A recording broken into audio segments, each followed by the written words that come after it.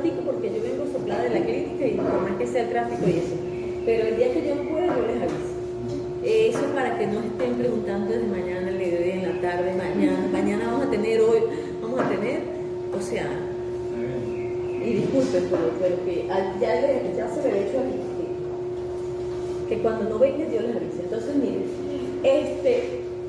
la clase anterior, como yo tenía problemas en mi computadora, la clase anterior de ITS, de infección de transmisión sexual, la di con una presentación que no era mía.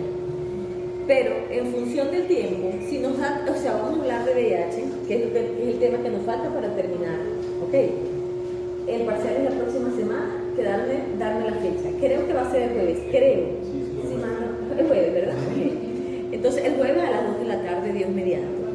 Ajá, entonces, si esto lo terminamos rapidito, hacemos un repaso de la ITS con mi presentación, ¿ok? Porque la otra era una locura de presentación que ni sé dónde la saqué.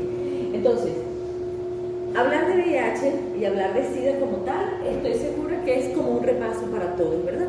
Porque nosotros de una u otra manera, en la televisión, en el teléfono, en todas partes, desde hace mucho tiempo atrás, hemos estado oyendo de esta enfermedad. Probablemente se le ha quitado importancia o se le ha restado importancia, por eso no vemos con tanta frecuencia tantos pacientes como antes. Sin embargo, tenemos que estar pendientes que esto sigue estando vigente.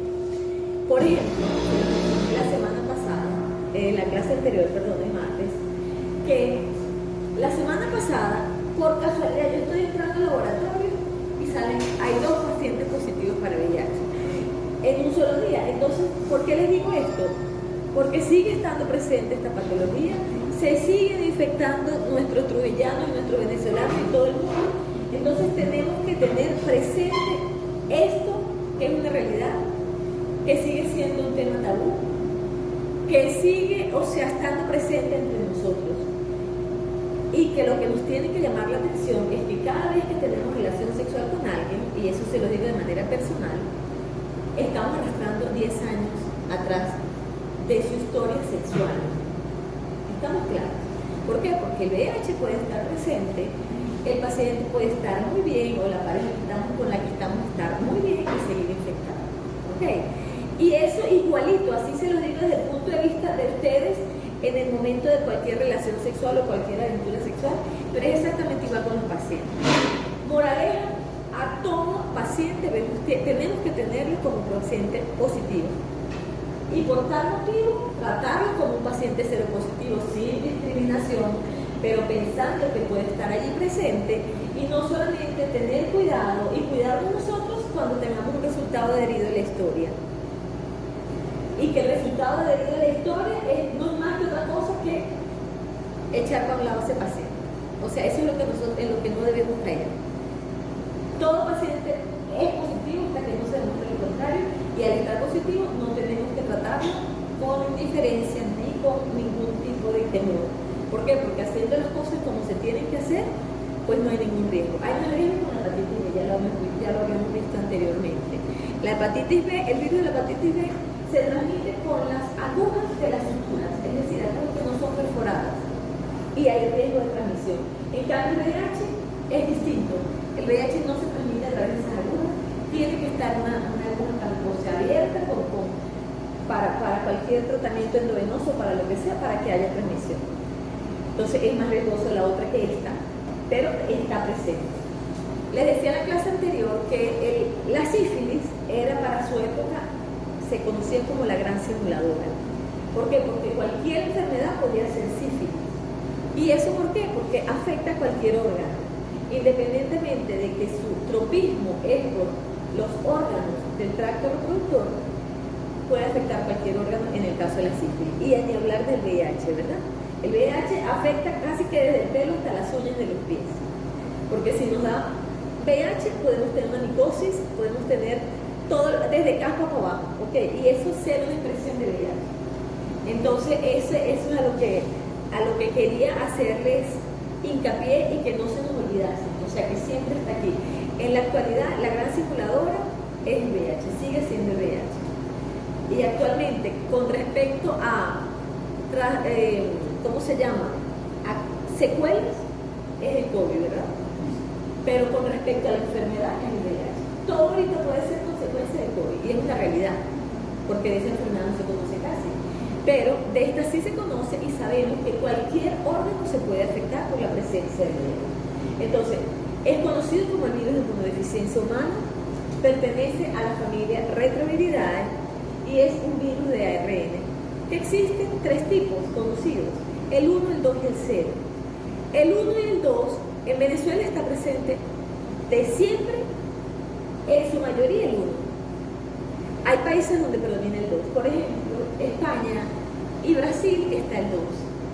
Pero nosotros con esto de la comunicación, pues podemos tener el 2 también. Entonces, esto de repente no es tan importante desde el punto de vista de transmisión y nada, porque se transmite igual, pero sí tiene importancia en cuanto a la progresión. Se sabe que los tipo 2 progresan mucho más rápido que el tipo 1 y eso en parte medio nos protege. Ojo, nos protege de que la enfermedad avance, conociendo que hay progresores lentos y progresores rápidos, es decir, pacientes que tienen VIH y que pueden tardar 12 o 15 años en que se manifieste el SIDA, pero hay pacientes que adquieren VIH y ya al año son pacientes con SIDA y a los poquitos meses puede ya no estar entre nosotros. Entonces, eso a manera de repaso, porque estoy seguro que también lo conocen. Es un virus que se ha conocido, yo creo que así como se conoce el estáfilo y se conoce la Escherichia coli, se conoce la cándida, que genéticamente, fenotípicamente, desde todo el punto de vista está muy estudiado, el VIH también. O sea, desde el punto de vista genético y molecular, que es lo más importante, está súper bien estudiado. Tiene una envoltura bilipídica, como la mayoría de los virus, tiene aproximadamente 72 espículas. Esas 72 espículas son antigénicas y están compuestas por glucoproteínas. Y dentro de las glucoproteínas, de esas 72, la más importante es la 120 y la 41. ¿Por qué la 120 y la 41? Con la 120, determinando la glucoproteína 120, nosotros podemos hacer diagnóstico muy precoz en neonatos o en recién nacidos de madres infectadas, que no se sepan, o que se sepa en el momento del parto. E independientemente que el bebé nazca sano, nazca chévere, nosotros, si tenemos la sospecha o si tenemos un VIH positivo en la mamá, la manera de nosotros asegurarnos que ese bebé está positivo es con la determinación de la 120. La 41 también sirve, pero es más preciso y más específico la 120, porque es más grande y es más fácil de determinar. Por supuesto que hablar de glucoproteínas de VIH es hablar de estudios moleculares. No es a ningún otro tipo, sino a través de estudios moleculares. Está cubierto tiene una cápsida, que cubre el core, y esa cápsida tiene la proteína 24, que también cobra importancia para bebés recién nacidos y para la evolución del paciente. Es decir, si yo consigo esto, yo sé que ese paciente está, desde el punto de vista clínico, sumamente activo, porque ese es el core, es decir, es el centro del virus. Y si está presente y se logra determinar en sangre, pues sabemos que ese paciente está, si se quiere, podemos decir en fase muy aguda o en fase de replicación activa del virus, porque por eso está en sangre. Tiene 3 proteínas enzimáticas, las cuales va a utilizar de manera súper eficiente en su multiplicación dentro de la célula. Por eso la multiplicación del virus del VIH es tan efectiva. Es decir, el virus rara vez se equivoca. Y por eso, una vez que entre el virus, independientemente del inóculo, es decir, así entre poquitico, no están espantando. Así entre poquitico, él es demasiado eficiente para multiplicarse, porque esas enzimas le dan esa eficiencia y eso permite que el virus se perpetúe dentro de la célula. Acuérdense que el VIH es un pasaje solamente de ida, no tenemos el regreso, ¿verdad? El que adquiere VIH, hasta ahorita no hay cura. Hay publicaciones, hay ciertos papeles que aparecen, pero nada definitivo. Y más que todo se asocia a esos progresores lentos. Tiene la particularidad de que infecta células CD4 que forman parte de las células efectivas de nuestro sistema inmunológico. Entonces, al atacar ese tipo de células, pues por supuesto el sistema inmunológico se va a deteriorar y por la efectividad en su multiplicación, pues obviamente eso le garantiza a él que va a perpetuarse y que el organismo en su mayoría pierde la batalla, aunque luche durante mucho tiempo, porque si ese paciente tiene tratamiento antirretroviral tan efectivo como en la actualidad, pues ese paciente ya la expectativa de vida de un paciente VIH es totalmente distinta cuando esto empezó o cuando yo trataba a pacientes actualmente tienen muchísimo mayor sobrevida. Nosotros no nos podemos meter en ese grupo. ¿Por qué? Porque lamentablemente en este país puede que un mes estén full los hospitales de tratamiento antirretroviral y dentro de 3 meses no hay. Entonces no se le está garantizando al paciente que ese tratamiento sea constante. Y con este virus que es tan inteligente, la no constancia del tratamiento es lo que provoca mucha falla terapéutica. Y la falla terapéutica le da al virus, le abre las puertas para que él siga multiplicándose de manera muy efectiva, porque es un virus sumamente inteligente que se disfraza cada vez que puede, y cada vez que falla una pastilla, entonces él se puede disfrazar de bombero, mañana de bailarina, pasado mañana, o sea, X, y esconde o evade el sistema inmunológico y la poca respuesta que deja cuando el paciente está, o sea, la poca respuesta que deja que puede darle chance al paciente sin tratamiento de actuar contra el mismo virus. Entonces, ya nosotros hemos visto esta microbiología, porque cuando hablamos de la parte de virología, sabemos, es un virus un retrovirus, y él es un virus de ARN. Pero dentro del organismo no se puede transmitir, no se puede multiplicar como ARN, porque se acuerdan que el genoma nuestro, la célula que hay allí es ADN, ¿verdad? Entonces él tiene que transformarse en un virus de ADN o una partícula de ADN para poder integrarse a esa cadena que tenemos todas las células, que tienen todas las células de nuestro organismo, para él poder multiplicarse. De otra manera no lo puede hacer. Y lo hace gracias a que esa conversión de ARN a ADN lo hace a través de la ARN o de la transcriptasa reversa. Y por eso se dice que son virus tan sumamente efectivos. Hay pocos que tienen esa particularidad, que siendo virus de ARN pueden entrar al organismo, transformarse en un ADN y penetrar al núcleo, y de allí como un provirus, y de allí poner su maquinaria a trabajar de manera que vuelva utilizando todos los bloques que tiene nuestro ADN, él lo utiliza para su provecho y saca virus de ARN. Y esto lo hace gracias a pues, esas proteínas que tiene, y que es un virus, un supervirus si lo pudiéramos llamar. Es un virus que está totalmente adaptado y con todas las características que le pueden dar para que él sobreviva una vez que está dentro de la célula. Tanto es así que se están necesitando, o siempre se han necesitado, medicamentos que ataquen muchos puntos para poder medio controlarlo. Y fíjense que hay tratamientos que inhiben la fusión, por decir algo. Es decir, que tratan de que el virus que no consiga, o si una vez que consiga el receptor para el CD4, que no logre unirse o no logre fusionarse. Entonces hay medicamentos que inhiben la fusión para que no entre. Pero no basta con ese nada más, sino que igualito, cierto tiempo que pase, él logra, o sea, como que combatir o se burla del medicamento y puede fusionarse. Entonces tenemos que usar medicamentos que inhiban la transcriptasa reversa, por ejemplo, que fueron los primeros que salieron. Y si no, que inhiban las proteasas, por decirles algunos. ¿Okay? Entonces, o inhibidores glucosídicos, o sea, tienen que usarse varios puntos de blanco o varios targets para que el medicamento o la terapia antirretroviral sea efectiva. Y en eso se está trabajando, por supuesto. Entonces, sabemos cómo es la transmisión del VIH. La transmisión puede ser por relaciones sexuales, y empecé de atrás adelante. Ok, después que vemos esta presentación vamos a ver la otra.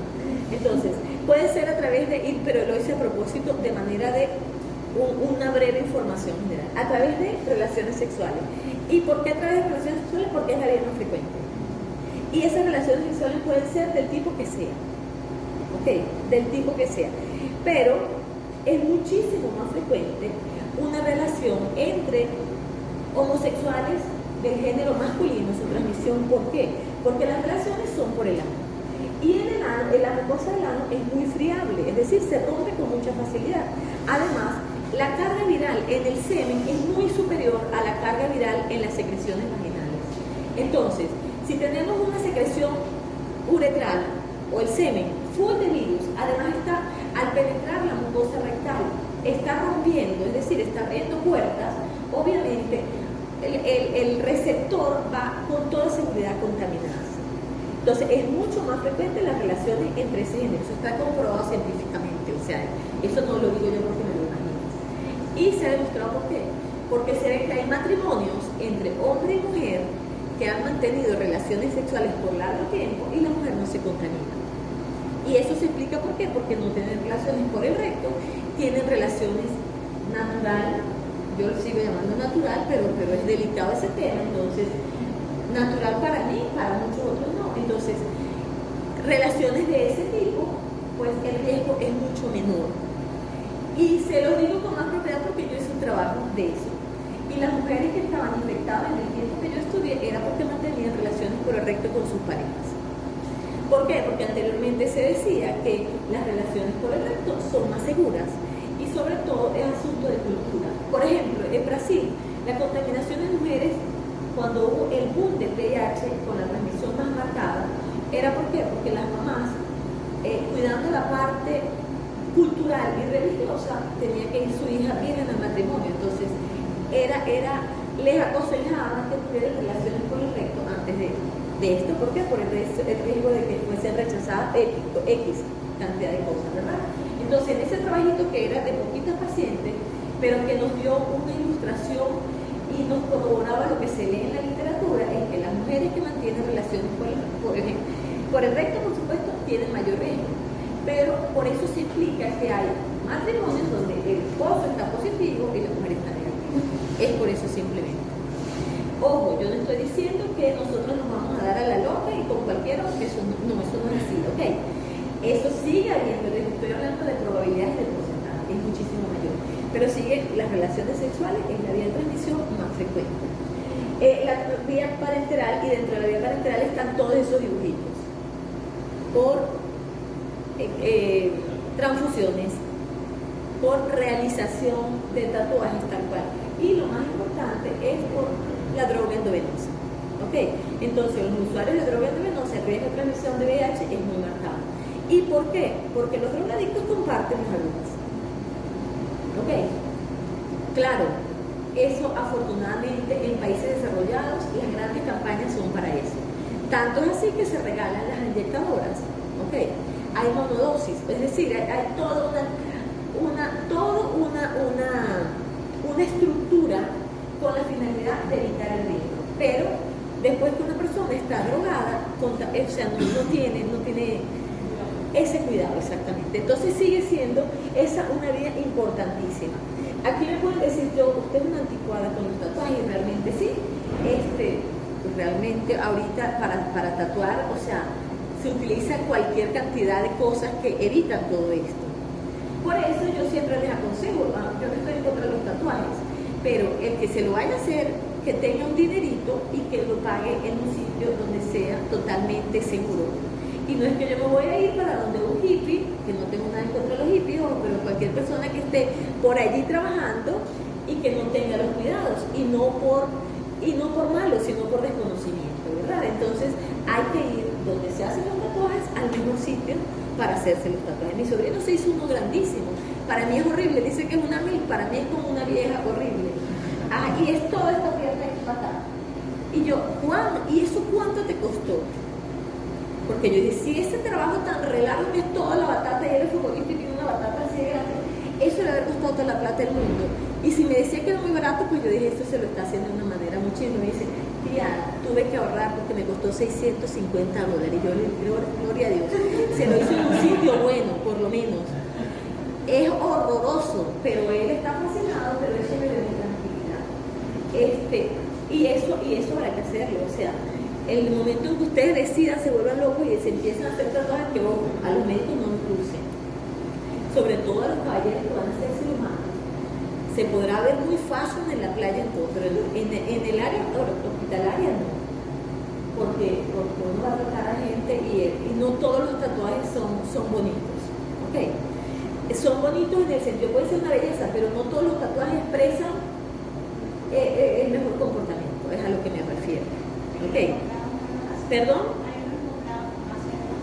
Ay, me parece perfecto, me parece maravilloso, a menos que no se vea. O sea, porque es que lo horrible es que ahora se usa tatuajes de aquí hasta aquí. Y yo pienso que uno vea, por ejemplo, un cirujano que es al que uno le tiene más respeto.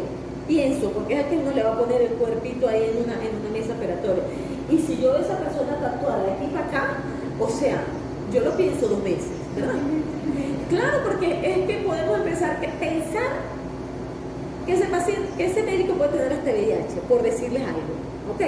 Entonces, si se lo van a hacer, pues de aquí para acá, pero que no se les vean, porque eso deja mucho que decir. Entonces, pero esa es una de las vías de transmisión sexual, de las vías de transmisión del VIH y la vía vertical. Y dentro de la vía vertical hay 2 vías, que es la vía de la lactancia materna y por vía del canal vaginal. Entonces, las 2 cosas son prácticamente imposibles de evitar, pero sí, si conocemos que la madre es portadora, y para eso es requisito indispensable que la mujer que va a dar a luz debiese tener mínimo el VIH, y no con fines discriminatorios. No es que vamos a dejar a ese muchacho 58 semanas ahí, ¿verdad? Para que no se saca, porque al principio cuando yo trabajaba era muy cómico, hace muchos años, no les voy a decir cuánto, pero ¿qué pasa? Cuando sabían que venía una paciente, porque era menos, la población era menos de positiva, entonces cuando sabían que fulanita, que era positiva y que se estaba tratando de Fundesi, iba a dar a luz, entonces que empezaban los obstetras, y no es mentira, los obstetras de esa época, a cambiar las guardias, para que no tocara en mi guardia a esa paciente que era positiva. ¿Me entienden? Entonces, ¿qué optamos en Fundesi? No avisábamos. O sea, no poníamos el resultado del VIH. ¿Por qué? Porque el médico tiene que cuidarse. Y esa señora tenía que salir a dar a luz. Entonces, por eso les digo, es muy probable que ustedes les toque, por ejemplo, los que estén suturando en la emergencia, no le pueden pedir un VIH. Y el paciente viene con un sangrero horroroso, ¿verdad? Tienen que afrontarlo. Entonces, y por otra parte, la lactancia materna en países en vías de desarrollo y países pobres como el nuestro, o sea, es preferible que de mamar a que el bebé se muera. Se le podrá dar la opción de un tratamiento a un bebé que se contamine con la lactancia materna. En países de desarrollo, no. La paciente está positiva y se le elimina, países de desarrollo, se les elimina la lactancia materna. Pero por lo menos en el África subsahariana, que está mucho peor que nosotros, a una mamá VIH no se le va a decir no le dé, si sabemos que ese es el único traguito de que ese bebé pueda tomar quién sabe en cuánto tiempo, ¿verdad? Entonces estas son todas las vías de transmisión. Fíjense que todas son prevenibles, todas. ¿Mediante qué? Mediante la educación. Y mediante lo que está súper rayado, y seguramente ustedes se lo han dicho y ya teóricamente uno se lo sabe, es que es sexo con responsabilidad. Y eso ustedes se lo tienen que transmitir a sus pacientes cuando nomás estén en el área hospitalaria. Entonces, la infección por VIH tiene una evolución natural, como todas las enfermedades infecciosas. Y dentro de esa historia natural, sabemos que el VIH se divide, si se quiere, en los estadios o en la evolución de esta enfermedad. Entonces, se conoce como una infección primaria o aguda, una infección latente o fase latente de la enfermedad y una infección tardía o SIDA. Y ya que hay 2 definiciones importantes. Yo en fase aguda o en la infección primaria, yo no puedo decir ese paciente tiene SIDA, ¿verdad? Y es un error que muchas veces cometemos, inclusive los médicos. Se tiene SIDA cuando ya está en fase tardía o cuando el contagio de CD4 sea inferior a 200 independientemente tenga síntomas o no. Entonces, eso sí es un paciente con SIDA. Pero en fases anteriores es un paciente portador del virus del VIH o con la infección del virus del VIH. Entonces, la infección primaria o aguda es bien difícil nosotros hacer el diagnóstico en esa fase. ¿Por qué? Porque primero, si nosotros leemos ahí los síntomas, son síntomas que para nada definitorios, ¿verdad? Son síntomas, que no determinan para nada. Fiebre le puede tener cualquier resfriado común, malestar general, anginas, linfadenopatía generalizada, meningitis aséptica, es decir, eso lo puede tener cualquier paciente en fase aguda. Y casi siempre que van a tener los 2 primeros síntomas. Porque ya con una meningitis aséptica uno tiene que pensar, sospechar. Pero para que el paciente llegue con una meningitis aséptica, casi siempre quiere decir que ese paciente es muy promiscuo, la carga viral ha sido demasiado grande, es decir, ha tenido muchas relaciones sexuales sexuales o ha estado expuesto mucha cantidad de virus, entonces se presenta esta. O que el paciente sea un progreso rápido, del cual les hablé, o que el paciente inmunológicamente ya tenga una enfermedad de base. Porque no es lo más frecuente que en fase aguda ya comience a presentar una meningitis aséptica. Sin embargo, hay meningitis aséptica y se diagnostica meningitis aséptica muchas, y estoy segura que esos pacientes con meningitis aséptica, si no sospechamos VIH, no se le pide VIH.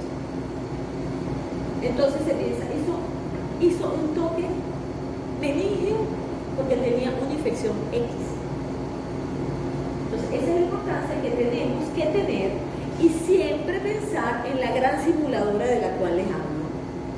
Ante cualquier cosita extraña yo tengo que pensar en esto.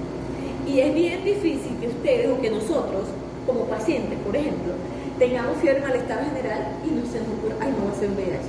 A menos que yo estuve jugando con candela, ¿verdad? Ah, ¿y quién va a decir eso? Nadie dice eso, ¿verdad? Nadie dice, sí, yo tuve relaciones sexuales con una persona que no conocía y no sé qué más. O sea, eso no se dice. Dígame. En todo caso, si uno tiene un control de sus exámenes, que yo me imagino es lo más inteligente, claro. De su examen, ¿cada cuánto se debería hacer? ¿Cada 6 meses? Bueno, depende de cómo sea su comportamiento. O sea, lo más alocado posible, imagínense lo más alocado posible, de estar en medio, estar solo, no sé qué. Ah, no, pues yo me lo haría cada 20 días, casi, si es así. No, bueno, porque capaz uno dice, no, que no, con mi único novio, bueno, pero no hay que siempre irse para lo que Es lo que les digo, de los novios. Yo les voy a nombrar mucho a mis sobrinos porque yo hasta ahorita, yo tengo una hija que tiene 21 años, pero hasta ahorita se porta muy bien, para la gloria de Dios. Entonces yo no tengo que estar, aparte que yo hablo siempre hablar de VIH, a ella no se lo estoy recalcando. Pero mis sobrinos, que son más enamorados que un pato en un saco, porque eso es horrible, a ellos sí, viejo y todo, uno médico y todo, siempre se lo digo. ¿Por qué? Porque, y así sobre todo el mayor, que es muy enamorado. Yo le digo, Juan, tú puedes ver una niña bella, porque si está en la fase inicial o está en la fase indeterminada, puede estar buenísima y bellísima, y tú no le conoces los antecedentes. Sí, tía, yo tengo una caja de... Entonces la veo por el otro lado me dice, ¿por qué lo mandas a tener preservativo? Porque es una realidad. ¿Ok? Yo creo mucho en Dios, tengo mucho temor de Dios, pero es una realidad. O sea, yo no le puedo decir, sí, tenga relaciones sin preservativo, porque eso es una realidad. Entonces, mientras más mal me porto, yo tengo que cuidarme más y tengo que hacerme el examen con mayor frecuencia. Pero la mayoría de personas no ocurre eso. Y uno de los embarazos, o sea, vamos a lo más sencillo, a los embarazos. Que un embarazo con una relación sexual es el mejor regalo que Dios puede dar. Es así, o sea, si yo salí con una barriga después de una relación sexual, salí, que no estuve casada y que no fue planificada, salí en góndola. Porque en vez de un niño es poder adquirir un VIH. O sea, ese es el mejor regalo. Pero si tuvo una relación sexual y salió un bebé, ¿cómo fue esa relación sexual? Sin preservativo, ¿verdad? Y cada día hay más niñitas embarazadas más jóvenes. ¿Qué quiere decir? Que cada vez están teniendo más relaciones sexuales sin preservativo. Entonces, ¿perdón? Y entonces estamos fallando. No estamos fallando en las campañas, creo que se está fallando en la educación, en líneas generales. Porque hay más VIH mientras la persona sea más inculta. Pero ojo, inculta entre paréntesis, porque si es muy mujeriego, o si es una niña medio loca que no piensa, pues también tiene el riesgo, así sea venida de Harvard, ¿verdad? Porque por eso siguen apareciendo pacientes. Entonces, bueno, esto es puro. Lo que pasa es que yo me voy a poder enfermar porque a mí este tema me apasiona. Yo trabajé más de 14 años yo era la que controlaba a los pacientes VIH en el hospital. Entonces, esto me gusta mucho realmente. Y eso que no he vuelto a estudiar SIDA, pero antes estudiaba como una loca esta enfermedad particular. Entonces, como los dos primeros síntomas no nos vamos a hacer, a mí me duele la garganta y tengo fiebre y malestar, y yo lo que menos pienso es en VIH. Pero Por eso uno tiene que hacer una anamnesis muy marcada y eso no se lo olvide. O sea, para toda enfermedad, no solamente para enfermedades infecciosas, para todas, yo tengo que hacer demasiado hincapié. Por favor, a mí en mi clase no me saquen el teléfono. Aquí está permitido teléfono para grabar, pero para hablar, para revisar mensajes, por favor. Porque yo soy muy averiguadora. Entonces, cuando agarran un teléfono, yo me distraigo y me voy del tema. Entonces, es por eso, a mí no me importa que hablen, no, pero porque yo soy muy averiguadora de selva y de hecho ya se me fue. Entonces, si yo lo que les quería decir, y que creo que no me acuerdo, pero creo que era por aquí que iba, es que si yo no pienso en esta enfermedad, difícilmente voy a hacer diagnósticos en esta fase. Y aún pensando en esta enfermedad, difícilmente se hace diagnóstico en fase primaria, a menos que sea con mucha sintomatología. ¿Por qué? Por eso se conoce así como una fase, casi que indeterminada. Y otra cosa, ocurre muy rápido. O sea, es decir, yo en esta fase dura aproximadamente entre 1 y 3 semanas. ¿Ok? Es mientras se adquiere la infección y entre 3 semanas. Entonces, lo que se llama comer. Lo más importante es la anamnesis. Yo debiera preguntarle a todo paciente, claro, no voy a meter de entrada, mira cómo están sus relaciones sexuales, no, pero sí dependiendo del grupo etario. Porque si es un niño, obviamente, yo no voy a estarle preguntando eso. Ajá. Pero, o si es una persona muy mayor que viene con el esposo, tampoco. Pero en chamos, en edades jóvenes, yo tengo que preguntarle. ¿Por qué? Porque siguen siendo los jóvenes los que están más expuestos. Y eso es una realidad. Entonces, a partir de que se inicia la relación sexual, que lo acabamos de decir, cada vez es menos, pero si yo veo un chamo de 14, 15 años con esta sintomatología y que llega a la consulta y que lo toque y tiene unos ganglicitos, yo antes de pensar que tengo una amigdalitis, bueno, si se la veo no hay nada, pero si yo tengo, no solamente enfrascarme en que es una amigdalitis o un COVID, o sospecha de COVID, yo también tengo que pensar que ese fulanito esté en ese comportamiento, entonces yo tengo que preguntar e indagarlo, ¿verdad? Ajá, entonces esta fase, ya les digo, es bien difícil, pero bueno, así se escribe y esa es las características clínicas. Ahora viene el gran problema, el centro del iceberg. Ok, desgraciadamente tiene un centro, ¿verdad? Que es lo más ancho. Y eso es el gran problema de la infección latente. Es decir, la mayoría de las personas andan por el mundo con infecciones latentes, o sea, los pacientes que van a desarrollar, pues los infectados, digo, andan en esta época. ¿Qué pasó? Que pasó la fase latente. ¿Y qué ocurre en la fase latente? Y perdón que no les haya explicado eso. ¿Qué ocurre en la fase latente? Entra el virus, él logra multiplicarse, multiplica y da a luz las primeras progenies, es decir, los primeros niños. ¿Y estos qué hacen? Como el sistema inmunológico todavía está capacitado, él agarra y evade el sistema inmunológico y se mete a las células que tengan receptores de CD4. Esas células con receptores de CD4 que están distribuidas en todas partes del organismo, ¿qué pasa? Ahí comienza su multiplicación. Pero es un lentivirus y el lentivirus le cae el perfecto coincidencialmente. ¿Por qué? Porque se multiplica de manera muy lenta, eso no se puede dar, lentivirus lentos. Entonces él comienza todo ese procesamiento y toda esa multiplicación de manera lenta. Pero ya en fase aguda ocurrió una multiplicación relativamente rápida, que es la que le garantizó al virus poder expandirse, ¿ok? Ir para todos los órganos. Pero ya después que está en una célula de esas, que la pudiéramos llamar hasta células santuarios, ellos se pueden quedar ahí, hecho el tonto, en fase latente. Ojo, sin que esté la fase latente como tal, pero él se puede multiplicar de manera, entonces saca uno que otro virión a sangre. Pero ese uno que otro virión pues no es capaz de desarrollar una respuesta inmunológica muy severa como para que vuelvan a hacer ejercicio, ¿está claro? Entonces, en esa fase de latencia puede durar, ojo, esta multiplicación rápida viral es lo que da toda esta sintomatología. ¿Por qué? Porque se activa el sistema inmunológico, se activa la cascada de complemento, hay una gran liberación de citoquinas y todo eso produce toda esta sintomatología. Pero si nosotros no sospechamos, pues obviamente no se nos va a ir. Entonces cae el paciente en una fase latente o fase indeterminada. El VIH casi no se utiliza indeterminado, pero sí en una fase latente. Y esa fase latente puede durar de meses a años.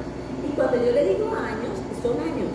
Es decir, una persona puede estar infectada con el VIH y durar fácil 5, 6, 7, incluso más años. que le dé coquito. Y si le da, lo asocia con cualquier otra cosa. ¿Estamos claros? Entonces, en esa fase es cuando ocurre el mayor contagio en esta fase. Ahí es donde vemos las niñas chéveres en sus mejores condiciones, igual los caballeros, y el paciente está totalmente asintomático. Tiene que romperse el equilibrio o dejar de existir un equilibrio para que comiencen a presentar los síntomas. ¿Y un equilibrio de qué? La cantidad de virus que hay en sangre y el contagio de CD4. Mientras los CD4, que normalmente están por arriba de 700 en una persona sana, pero mientras que los CD4 estén entre 400 y el valor normal, ese paciente puede estar perfectamente bien. Clínicamente está perfecto. ¿Por qué? Porque inmunológicamente funciona perfecto. Ahora, un minuto. Dígame.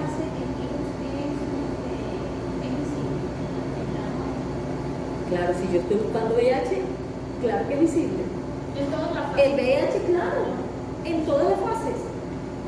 En todas las fases, va a hacer VIH. Si está en fase indeterminada, se puede. Solamente cuando hay un periodo de ventana, que es en fase inicial. ¿Ok? Por ejemplo, yo tuve relaciones hoy, entonces a mí me da miedo porque yo no conocía a esa persona y fue que estaba pasada de trago y tuve una relación X. Entonces yo, ese susto horrible, el día siguiente a los 3 probablemente a la semana, y yo a la semana me hago el VIH y está negativo. ¿Por qué? Porque estoy en un periodo de ventana. ¿Y por qué? ¿Qué es el periodo de ventana?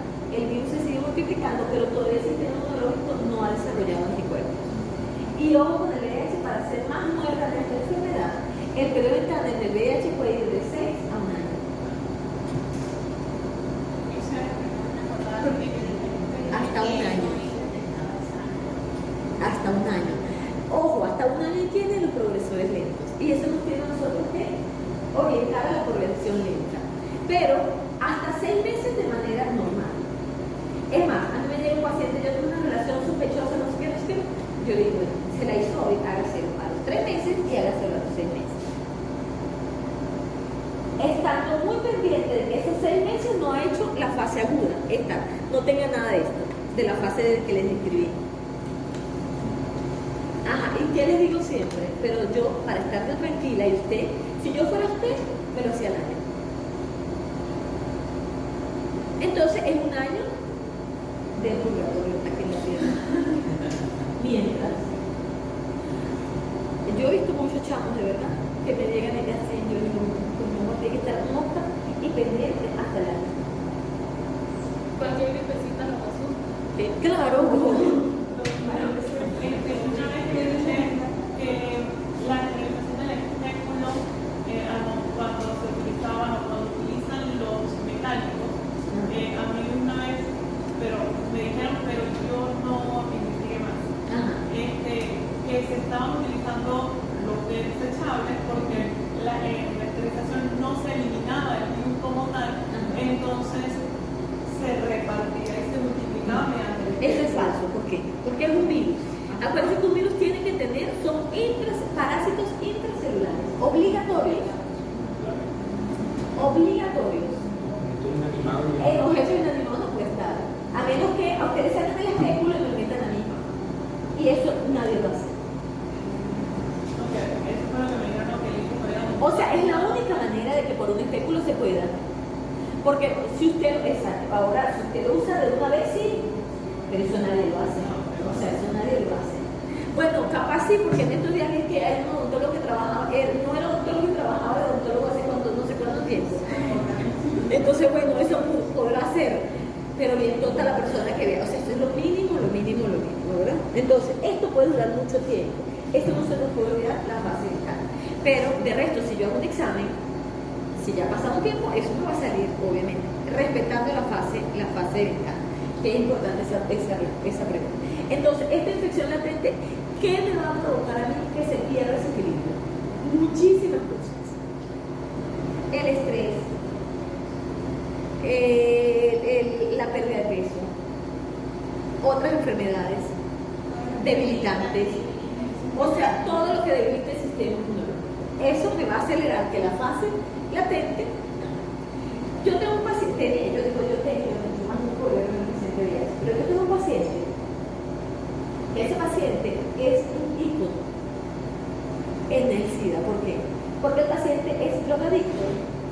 y es todavía legal, alcohólico, ha estado durante su vida por muchas fases en condición de calle.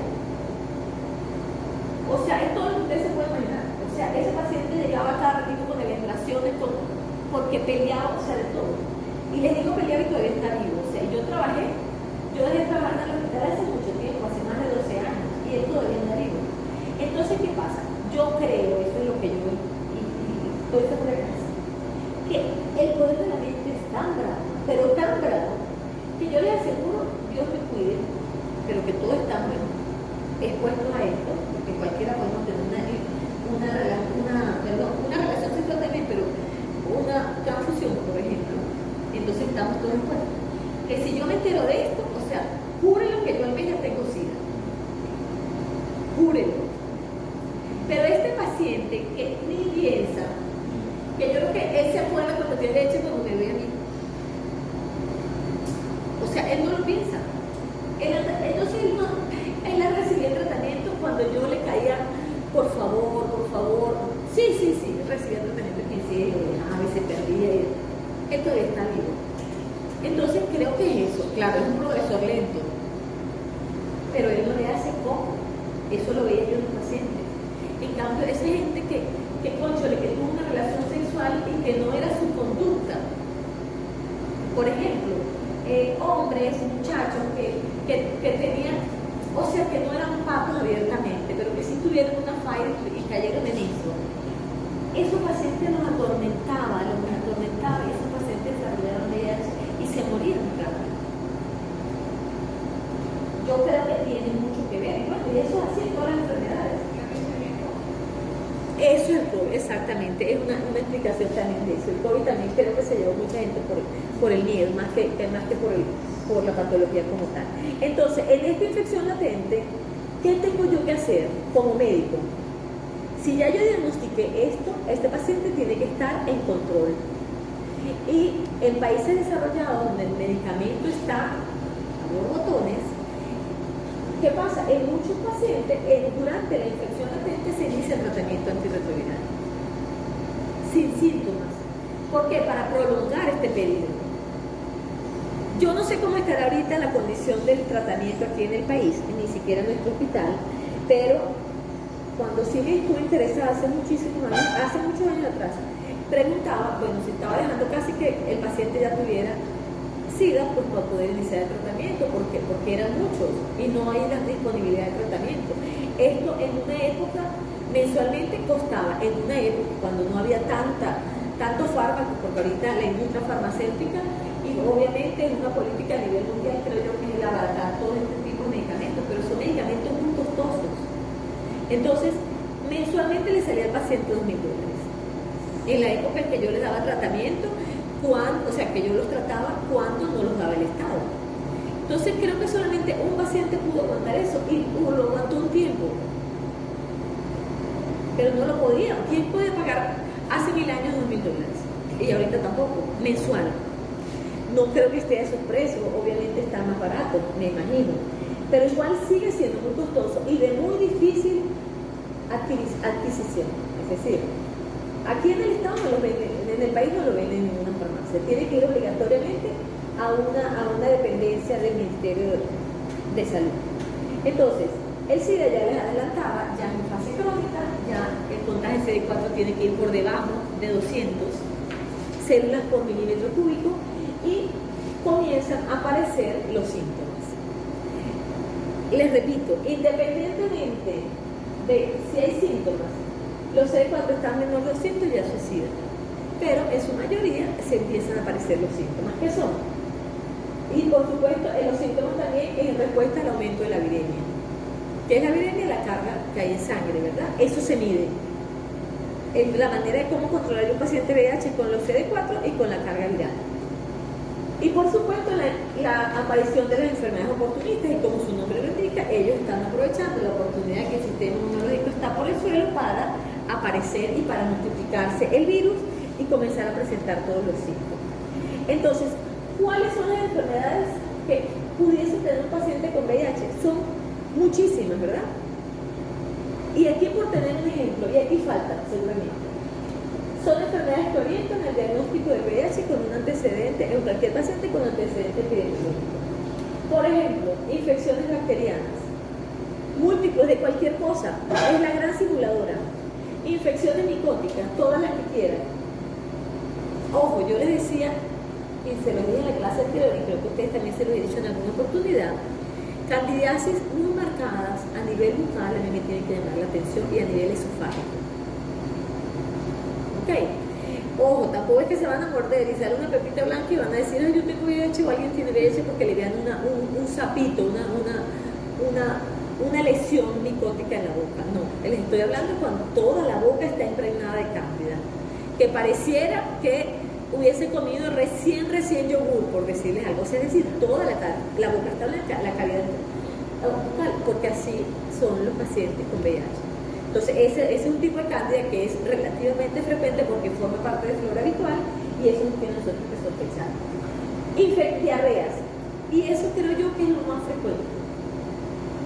Eso es lo más frecuente. En estos días les voy a comentar algo. Es muy cómico porque yo sé que yo comento aquí, yo no digo nada y Mariana me dice, mamá, tú dijiste no sé qué, no sé qué. Y yo le dije que no dijera nada. Pero se lo voy a decir. Yo tengo un hermanito de crianza. Una hermana de crianza. Y ella hace como 2 meses o 3 quizás comenzó con una diarrea horrible.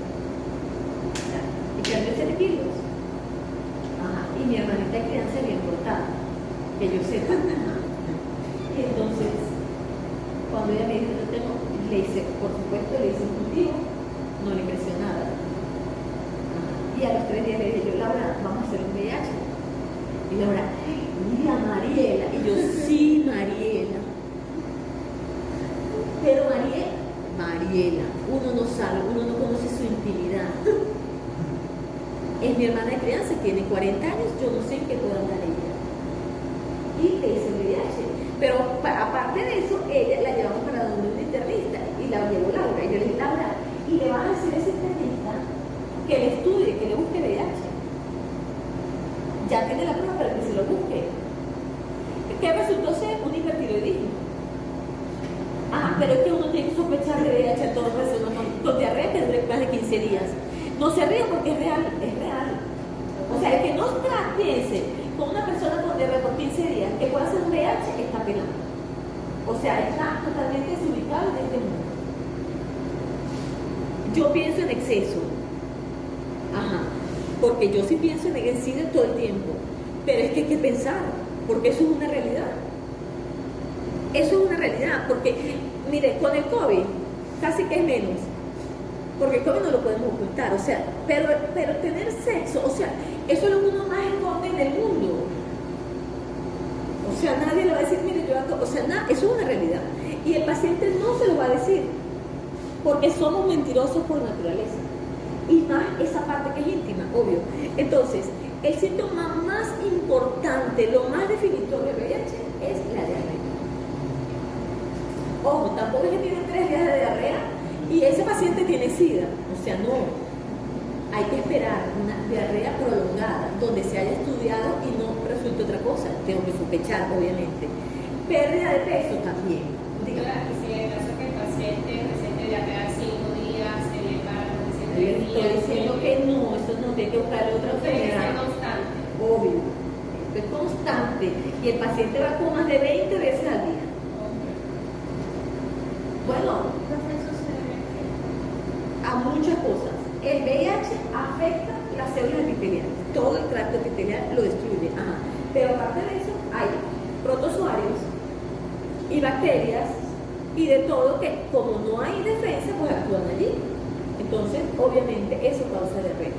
La diarrea en VIH es jalarse uno de los pelos, porque puede ser cualquier cosa y puede ser nada. Y sigue la diarrea. Entonces, eso es una causa importante. La pérdida de peso igual. Y para ustedes contar todo, absolutamente todo, el aumento de los ganglios linfáticos, una pérdida de peso inexplicable. Ojo, no es que van a hacer ayuno, 2 meses, ayuno prolongado, y entonces yo, no, o sea, no, es ubicarnos y no irnos fuera de contexto, ¿verdad? No sacar nada de contexto. Estamos hablando de un paciente que tiene diarrea, que tiene el antecedente epidemiológico, obviamente, y no me lo va a decir, si yo sé, lo tengo que preguntar. Entonces, y tengo que decirle al paciente de lo que estoy pensando. Porque si yo no le digo al paciente qué estoy pensando, me lo va a negar siempre. Entonces yo le tengo que decir, mire, estoy sospechando de que usted pueda tener VIH. ¿Cómo es su comportamiento sexual? Porque ahí podemos descartar muchas cosas. Entonces, de aquí en adelante, ¿qué es lo que yo les digo? Que no, para Mariela, no van a echar a rayarme por Mariela, que hermana, porque se molesta. De la vergüenza, pero oigan, ¿por qué les conté yo esto? Porque yo tengo que pensar eso. Y para que usted no se le olvide que también una diarrea prolongada puede ser un hipertiroidismo. ¿Verdad? Yo no sabía. Yo en lo que primero pensé fue en eso. Y la veía muy nerviosa, por supuesto. Entonces mi cabeza pensaba más. Y yo, decía, no, el nerviosismo era el hipertiroidismo, que estaba haciendo una crisis hipertiroidea, pero horrible. Perdió 7 kilos en muy poquitos días. Pero era por eso. Ahorita está hipotiroidea, entonces ahorita está estreñida que pasa semana. O sea, es así. Pero ¿para qué? Para echarles este cuentito. Entonces, ¿cómo vamos a hacer nosotros el diagnóstico? Aparte de la parte clínica, yo tengo que, por supuesto, basarme en esto. Entonces, lo más importante es detectar los anticuerpos para el VIH. Les decía que en la fase ventana no se han creado anticuerpos y por eso el VIH sale negativo. Las pruebas confirmatorias, si yo tengo un VIH positivo serológico, yo tengo que hacer una prueba confirmatoria. Y la prueba confirmatoria se conoce como Western blot. ¿Y qué hace el Western blot?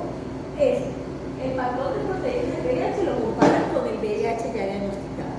Es decir, los pesos moleculares de esa proteína. Y esa es una prueba que se llama Western blot y es una prueba confirmatoria. Es decir, yo tengo la lista de proteínas del VIH lo comparo con el VIH como tal, del virus. Entonces ahí le dan los mismos pesos moleculares proteicos y eso me confirma que se trata de un VIH. Eso es la prueba confirmatoria. Ojo, yo no puedo decirle al paciente, usted tiene SIDA si yo no tengo, o VIH si yo no tengo una prueba confirmatoria. O si le voy a decir, tengo que explicarle, mire, esta prueba salió positiva, pero hay las pruebas, por ejemplo, de sífilis me puede dar falsos positivos. Ok, entonces yo tengo que explicarle, necesitamos una prueba confirmatoria. Yo particularmente pedía 2 ELISA, o sea, 2 pruebas iniciales. Y después de eso pedíamos lo otro. ¿Por qué? Porque hay muchos laboratorios que le ofrecen a usted una ELISA y lo que le están haciendo es una prueba rápida. Y la prueba rápida no tiene nada, pero nada de especificidad. Y muy alta sensibilidad, pero nada de especificidad. Cualquier cosa me puede dar positivo. Una enfermedad del colágeno, cualquier cosa. Entonces, yo tengo que cerciorarme que es ELISA, que es una prueba de ELISA. Entonces, le mandaba a hacer en un laboratorio y en otro laboratorio. Porque tramposo vemos en todas partes, ¿verdad? Ajá. Y el cultivo viral. ¿Y qué va a ser el cultivo viral? El cultivo viral no es más que la carga, el contagio. O sea, yo no puedo decir, miren, hagan un cultivo viral, porque no lo van a hacer. Acuérdense cómo se cultivan los virus, ¿verdad? En laboratorios especializados en todo eso. Entonces, las pruebas moleculares son para determinar esas glucoproteínas y todo eso, pero el cultivo viral me habla a mí del CD4. De la carga viral. Me está diciendo cuántas partículas virales hay por milímetro cúbico de sangre. Entonces eso es importantísimo. En pacientes con SIDA la carga viral es altísima, pero altísima. En cambio, en un paciente en fase determinada, controlada de la enfermedad con tratamiento antirretroviral, puede llegar a 7 copias. O sea, muy bajito. Y mientras más bajito esté el número de copias por milímetro cúbico, ese paciente va a tener mayor probabilidades de que ese periodo indeterminado sea muchísimo más prolongado. Dígamelo. No sé si ya lo mencionó, pero ese Western blot que usted dice está disponible aquí en el No. Bueno, hasta donde sé, no, nadie lo hace. Solo ELISA. Ajá, solo ELISA. Se mandaba, y creo que se sigue mandando para Maracaibo o para Mérida, dígame, y Barquisimeto. El método ELISA también se utiliza para la superficie. Perdón, no te entendí nada. ¿Para qué? El método ELISA también se podría utilizar para la superficie de hepatitis. Claro, todo eso, todo. Porque ¿qué es pues, el ELISA? El ELISA no es más que una enzima unida a un agente colorimétrico, que esta enzima, que puede ser un anticuerpo o un antígeno, se va a unir o al antígeno que esté dentro del organismo o al anticuerpo y crea un complejo. Y eso se revela como con un cambio de color. un cambio de color si es por método de colorimetría, pero también puede ser por turbidez, por patrón de turbidez, y eso lo mide un lector, un elipsómetro. Entonces el elipsómetro, dependiendo de cuántos complejos haya, o sea, de cuántas uniones enzimáticas, antígeno y anticuerpo, dependiendo de la turbidez, si mide si el patrón es por turbidez o colorimétrico, me lo puede mostrar tanto cuantificado como, o sea, por eso puede ser cualitativo o cuantitativo. Preferiblemente cuantitativo, o sea, lo más seguro es cuantitativo y no cualitativo, lo más seguro. Casi siempre lo cualitativo es por pruebas colorimétricas. Me cambia el color la placa donde yo estoy montando la prueba. Pero eso básicamente el elipsómetro es eso, se hace al principio y se hace para cualquier enfermedad infecciosa. Entonces, ¿cómo el tratamiento? Dependiendo del contagio CD4 y la carga plasmática viral, se inicia o se toma la decisión de iniciar el tratamiento. Les decía que en países desarrollados poco le paran a esto, empiezan de una vez la terapia. ¿Pero por qué? Porque está garantizado el tratamiento siempre. Otra cosa que es muy importante es que yo tengo que, la parte psicológica del paciente tiene que estar muy clara. Es como las pruebas o esas operaciones que se están haciendo a diestra y siniestra. Yo no las critico porque me parece chévere. O sea, yo por lo menos siempre he luchado contra el sobrepeso y vivo en dieta constante porque yo soy muy tragona. Entonces, pero las mujeres, sobre todo las mujeres, se están haciendo mucho esos bypass, todas estas intervenciones bariátricas, ¿verdad? Si yo no estudio primero al paciente, si no lo estabilizo desde el punto de vista emocional y psicológico y la conducta psiquiátrica y de todo, eso es una plata perdida, ¿verdad? Sí, o sea, X. Entonces pasa igual aquí con el tratamiento. Yo tengo que hablar muy seriamente con ese paciente, convencerlo de que va a recibir la terapia antirretroviral, porque si no, no va a haber apego al tratamiento.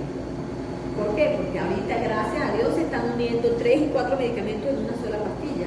Pero anteriormente, yo les decía a ustedes, creo que en segundo año, que los pacientes tenían que tomar hasta 20 y 24 pastillas al día.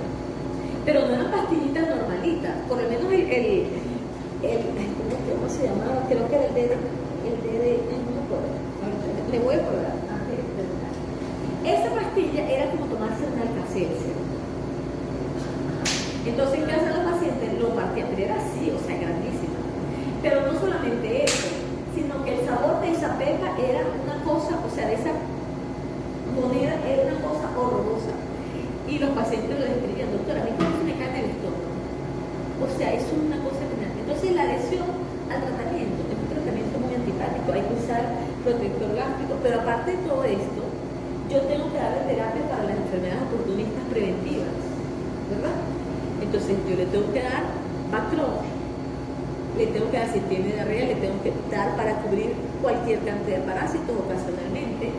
Tengo que darle folato, porque si le doy Bactron tengo que darle ácido fólico, porque si no, la vida de los folatos se me... O sea, entonces es una cantidad de medicamentos muy grande. Aparte de eso, tengo que dar un protector gástrico. Entonces, el paciente tiene que estar, demasiado consciente y muy responsable de saber que va a tomar esto, porque es de alta eficacia, por supuesto, es la terapia hard, pero no es fácil la adhesión de ningún paciente a esto. Entonces, fíjense los medicamentos que utilizan, análogos glucídicos inhibidores de la transcriptasa reversa, y ahí está todo esto. La acidobudina, que era el AZT, fue el primer medicamento antirretroviral que se utilizó. Ese tratamiento es el que se utiliza en el protocolo 4, creo que se sigue utilizando, porque es el único medicamento que se le puede dar a la mujer embarazada. Entonces se le da a la mujer embarazada durante su embarazo y eso previene la infección con el bebé. Y en el momento del parto se dan dosis altas de acetate endovenosa y eso disminuye muchísimo la probabilidad del tratamiento, del contagio para el bebé.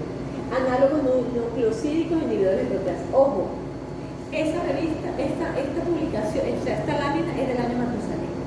Eso deben haber miles más. Yo no vuelvo a estudiar esto.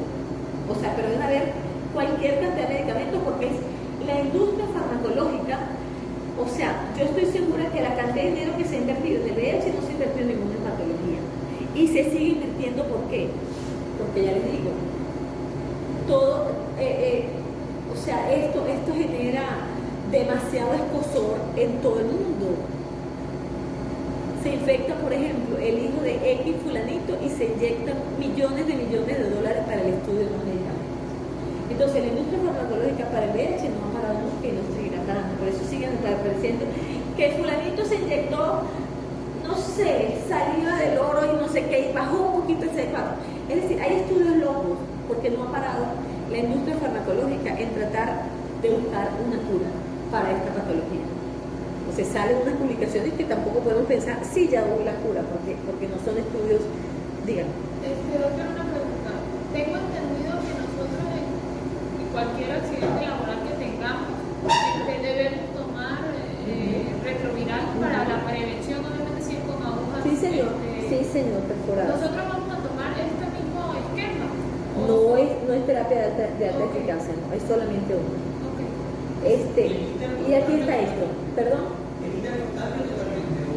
No totalmente, pero sí se disminuye, sobre todo cuando se aplica las horas indicadas. Vamos a hacer un repasito de esto precisamente.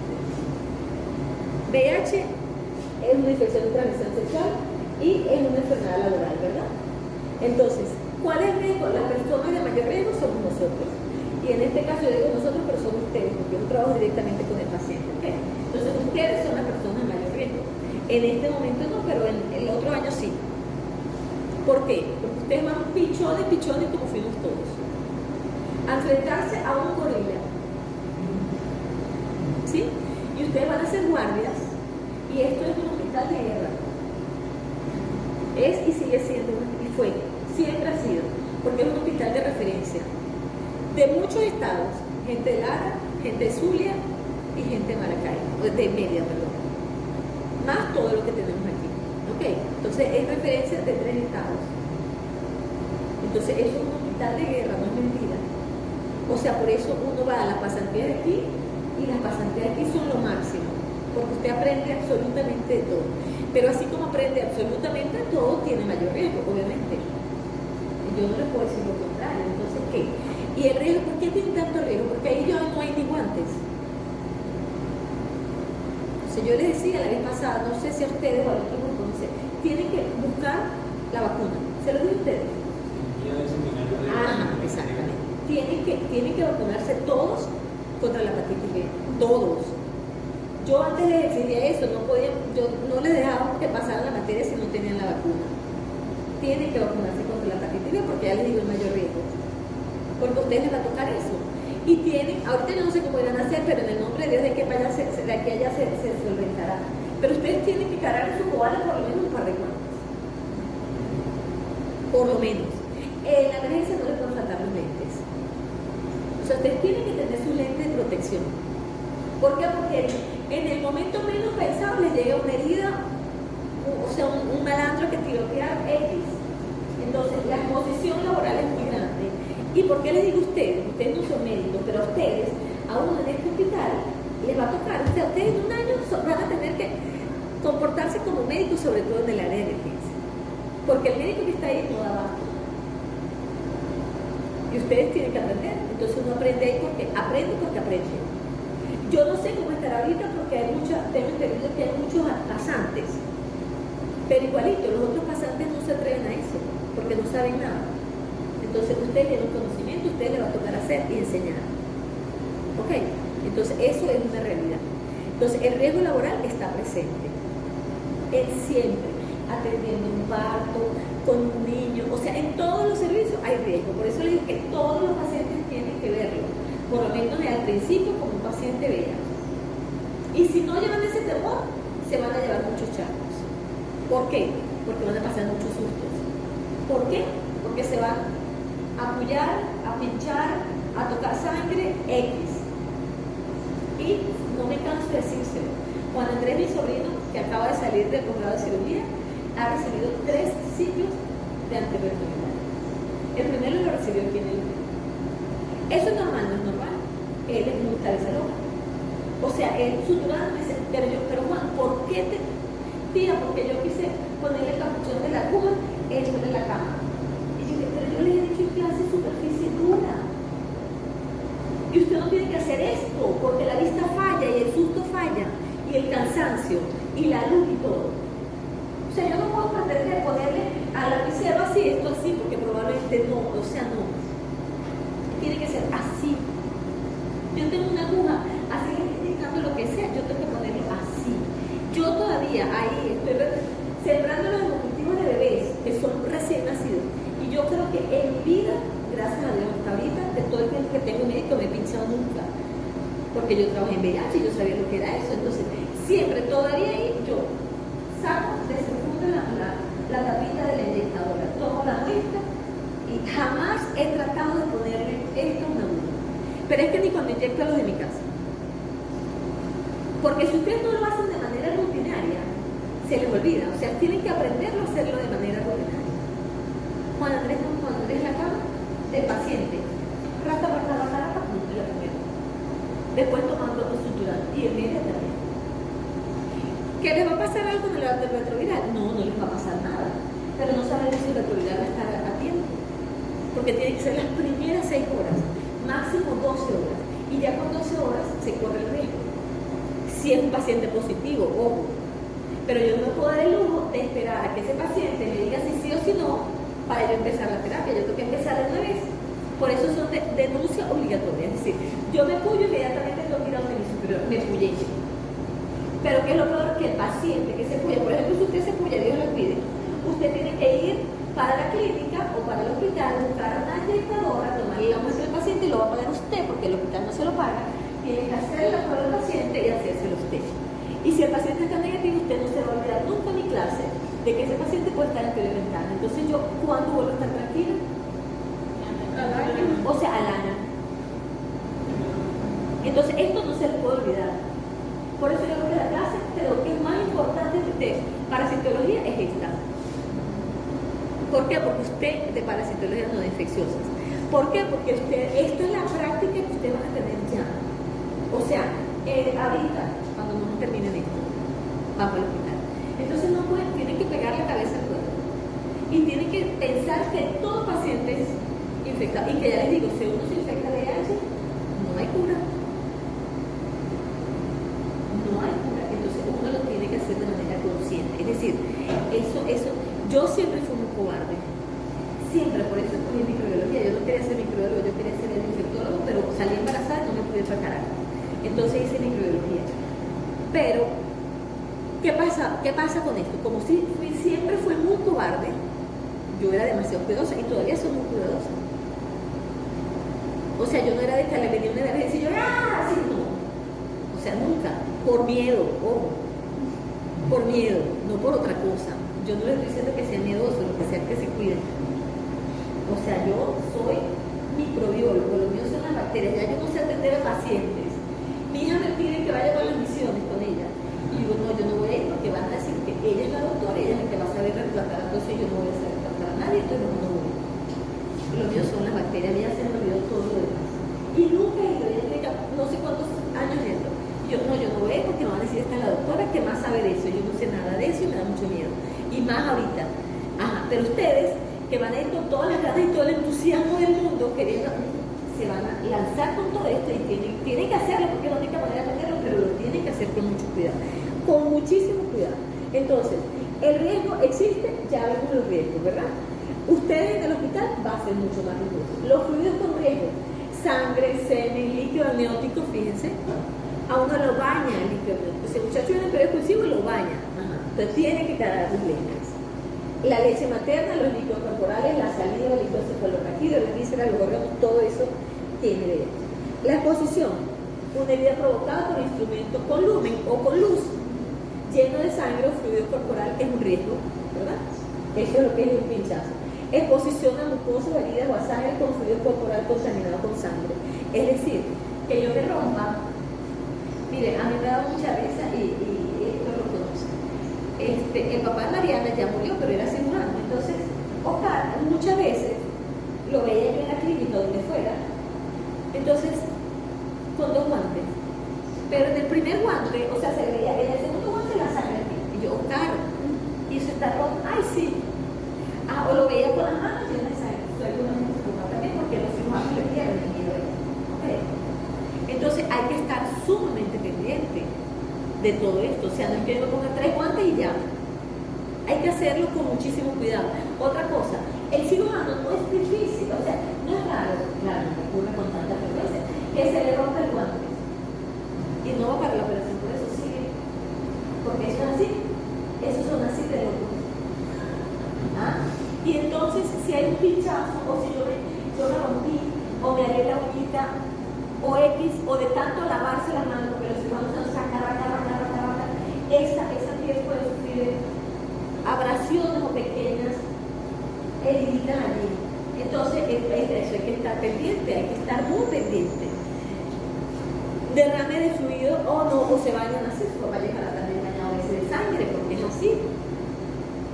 Si están abriendo algo o una arteria, el baño de sangre. Entonces, tienen que estar sumamente pendientes. Les digo esto porque esto es una realidad. O sea, no les estoy diciendo mentira. Ojalá que no, a mí nunca me bañaron de sangre, porque era muy cobarde, no me metía en esas cosas así tan... Yo era como de lejitos, pero es así. Hay gente que le da muchísimo miedo.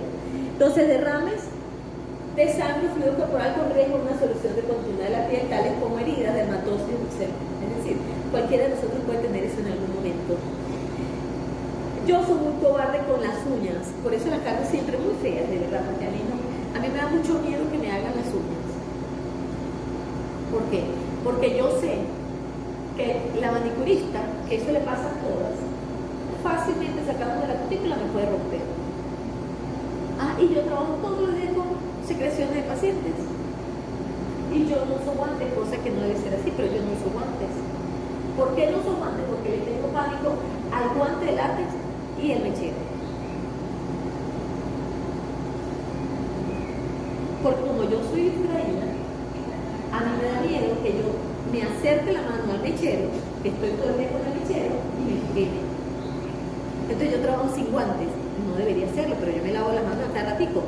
Pero entonces por eso no me gusta que me toquen las manos. No, a mí no me sacan la cutícula jamás. Yo no me voy a sacar la cutícula. Y eso es un consejo que les doy a ustedes que van a ir para el hospital. No se dejen tocar las cutículas. El riesgo de transmisión por virus. Fíjense cómo es. Dependiendo, si tiene lumen, si es abierto, obviamente el riesgo es mucho mayor. Ojo, esto es para VIH, no para hepatitis B. Heridas con instrumentos cortantes. Fíjense. Contaminación de piel mucosa va a disminuir y una herida percutánea pues es menor. Pero todo esto les va a tocar a ustedes hacerlo. Tomar muestras, todo eso. Y eso lo tienen que hacer con muchísimo cuidado. Más de uno se pincha tratando de buscar la vena a otro. Díganme cuando es el pH gases, que es aquí. El paciente se mueve y la agujita está ahí. Entonces tienen que estar demasiado pilas con esto. Factores que afectan el riesgo: la profundidad de la herida, obviamente, la sangre visible sobre el material injuriante, obvio. Si yo veo una aguja full de sangre, pues, y con esa me pincho, obviamente que tengo que tener más cuidado. La punción con agujas o catéteres y la sangre o sustancia procedente de cualquier paciente con SIDA. Y vamos a lo mismo. Chévere cuando uno sabe que el paciente tiene SIDA ya, porque lo hace con más cuidado. Pero si uno no sabe, lo hace como si fuera el hermano de uno. Porque así es, para hacerlo todo más rápido. Entonces, ¿qué hacer ante un accidente laboral? Lavarse inmediatamente con solución jabonosa, notificar el accidente al superior. En este caso ustedes al residente o al interno. Y si no les para, tienen que ir al jefe de la emergencia y al jefe de enfermería, porque tienen que notificar al superior. Entonces, si tenemos el VIH basal al trabajador, eso sería perfecto. Es decir, no, yo estoy segura de que yo no tengo. Por eso, por ejemplo, en Estados Unidos y en países desarrollados, cualquier persona que vaya a trabajar en un hospital tiene que tener VIH cada 6 meses. Y a nosotros ahí en Fundesi nos lo pedimos cada 6 meses. ¿Por qué? Nosotros no era porque nadie fuera a demandar a nadie. En el país desarrollado, obviamente, es para cualquier demanda. ¿Por qué? Porque si yo me pincho y tengo esto con un accidente laboral de un paciente, o sea, ni se imaginen la demanda, ¿verdad? Para el centro hospitalario y para todo. Aquí, si uno tiene el VIH basal, perfecto. O sea, yo soy negativo. pero después me puede decir a mi residente o el otro, ¿usted es positivo o negativo? ¿Estamos claros? Entonces, si el paciente es positivo, al momento tiene, o sea, inmediatamente, o sea, si es VIH, perdón, si el paciente donde ocurrió es positivo, o sea que ya está positivo, si no, a las 6 semanas hay que hacerle un VIH, fíjense, a los 3 meses, a los 6 meses y al año. Por eso, ¿cuándo vamos a volver a hacer tranquilidad? Al año. Entonces yo no puedo perderle de vista a ese paciente que me pone pinche. Y yo ir a pagar el VIH. Y la terapia antirretroviral inmediatamente al accidente. ¿Cuál es lo ideal? A la hora.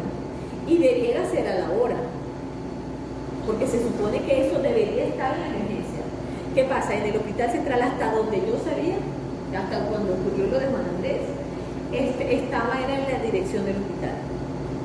Entonces él se lo empezó como a las 5 horas 50 minutos, una vez así, o sea, casi a las 6 horas. Lo ideal es a la hora, pero si no, a las 6 horas todavía hay. Y después hasta las 12, pero cada vez menos. Entonces, el tratamiento casi siempre se utiliza 2. Porque viene combinado. Y existen varios esquemas. ¿Por cuánto tiempo? Por 30 días. Tienen que tomar ese tratamiento.